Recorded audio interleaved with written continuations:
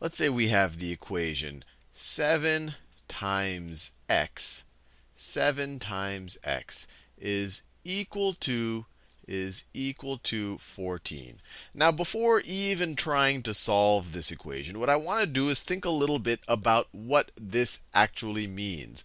7x equals 14. This is the exact same thing as saying 7 times x. Let me write it this way. 7 times x, do the x in orange again. 7 times x is equal to 14. Now, you might be able to do this in your head. You could literally go through the 7 times tables. You say, well, 7 times 1 is equal to 7, so that won't work. 7 times 2 is equal to 14, so 2 works here. So you would immediately be able to solve it. You would be able to, just by trying different numbers out, say, hey, that's going to be a 2. But what we're going to do in this video is to think about how to solve this systematically. Because what we're going to find is, as these equations get more and more complicated, you're not going to be able to just think about it and do it in your head. So it's really important that, one, you understand how to manipulate these equations. But even more important, understand what they actually represent. This literally just says 7 times x is equal to 14.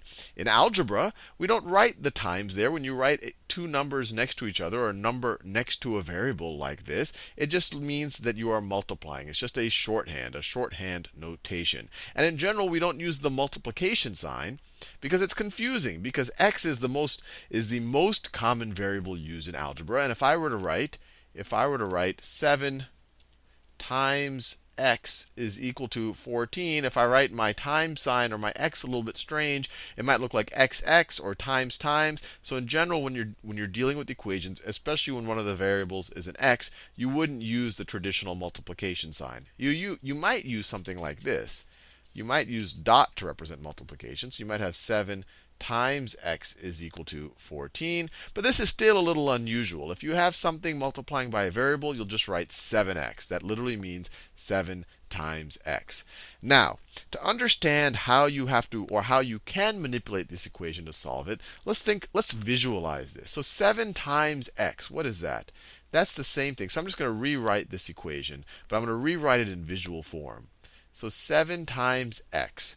So that literally means x added to itself 7 times. That's the definition of multiplication. So it's literally x plus x plus x plus x plus x. Let's see, that's 5 x's plus x plus x. So that right there is literally 7 x's. This is 7x right there. Let me rewrite it down. This right here is 7x. Now, this equation tells us that 7x is equal to 14. So it's saying that this is equal to 14. Now, let me just draw 14 objects here. So let's say I have 1, 2, 3, 4, 5, 6, 7, 8, 9, 10, 11, 12, 13, 14. So literally we're saying 7x is equal to 14 things. These are equivalent statements. Now the reason why I drew it out this way is so that you really understand what we're going to do when we divide both sides by 7. So let me erase this right here. So the standard step whenever, oh, I didn't want to do that. Let me do this, and let me draw that last circle. So in general, whenever you simplify an equation down to a coefficient is just the number multiplying the variable. So some number multiplying the variable, or we could call that a coefficient times a variable, equal to something else. What you want to do is just divide both sides by 7 in this case, or divide both sides by the coefficient. So if you divide both sides by 7, what do you get? 7 times something divided by 7 is just going to be that original something. 7's canceled out. And 14 divided by 7 is 2. So your solution is going to be x is equal to 2. But just to make it very tangible in your head, what's going on here is when we're dividing both sides of the equation by 7, we're literally dividing both sides by 7. This is an equation. It's saying that this is equal to that. Anything I do to the left-hand side, I have to do to the right. If they start off being equal, I can't just do an operation to one side and have it still be equal. They were the same thing. So if I divide the left-hand side by 7, so let me divide it into 7 groups. So there are 7 x's here. So that's 1, 2, 3, 4, 5, 6, 7. So it's 1, 2, 3, 4, 5, 6, 7 groups. Now if I divide that into 7 groups, I'll also want to divide the right-hand side into 7 groups. 1, 2, 3, 4, 5, 6, 7. So if this whole thing is equal to this whole thing, then each of these little chunks that we broke into, these 7 chunks, are going to be equivalent. So this chunk you could say is equal to that chunk. This chunk is equal to this chunk. They're all equivalent chunks. There's 7 chunks here, 7 chunks here. So each x must be equal to 2 of these objects. So we get x is equal to, in this case, we had the objects drawn out where there's 2 of them. X is equal to 2. Now, let's just do a couple more examples here, just so it really gets in your mind that we're dealing with an equation, and any operation that you do to one side of the equation, you should do to the other. So let me scroll down a little bit. So let's say I have 3x is equal to 15. Now, once again, you might be able to do this in your head. This is saying 3 times some number is equal to 15. You could go through your 3 times tables and figure it out. But if you just wanted to do this systematically, and it is good to understand it systematically, you say, OK, this thing on the left is equal to this thing on the right. What do I have to do to this thing on the left to have just an x there? Well, to have just an x there, I want to divide it by 3. And my whole motivation for doing that is to have 3 times something divided by 3. The 3's will cancel out, and I'm just going to be left with an x. Now, 3x was equal to 15. If I'm dividing the left side by 3, in order for the equality to still hold, I also have to divide the right side by 3. And what does that give us? Well, the left-hand side, we're just going to be left with an x. So it's just going to be an x. And then the right-hand side, what is 15 divided by 3? Well, it is just 5.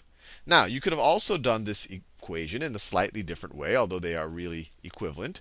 If I start with 3x is equal to 15, you might say, hey, Sal, instead of dividing by 3, I could also get rid of this 3. I could just be left with an x if I multiply both sides of this equation by 1/3. So if I multiply both sides of this equation by 1/3, that should also work. You say, look, 1/3 of 3 is 1. Right? When you just multiply this part right here, 1/3 times 3, that is just 1. 1x is equal to 15 times 1/3 is equal to 5. And 1 times x is the same thing as just x. So this is the same thing as x is equal to 5. And these are actually equivalent ways of doing it. If you divide both sides by 3, that is equivalent to multiplying both sides of the equation by 1/3. Now let's do one more, and I'm going to make it a little bit more complicated. So let's say, and I'm going to change the variable a little bit. So let's say I have 2y plus 2y plus 4y is equal to 18.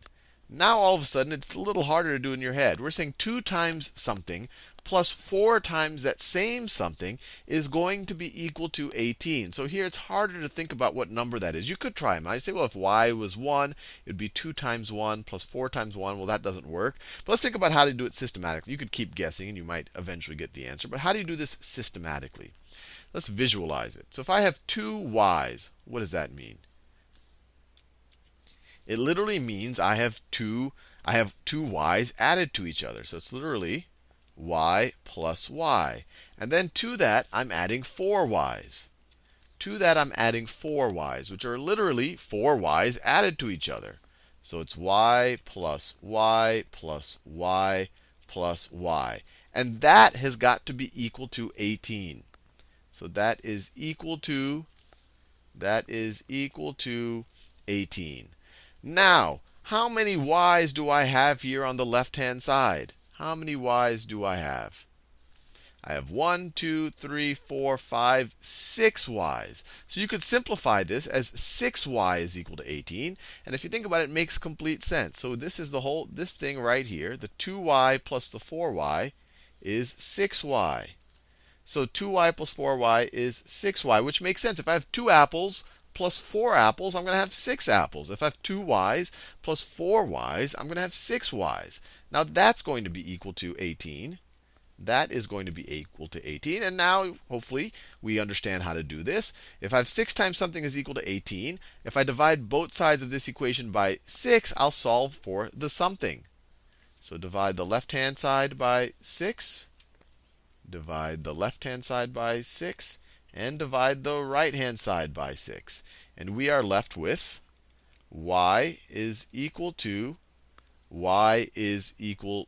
3. And you could try it out. That's what's cool about an equation. You can always check to see if you got the right answer.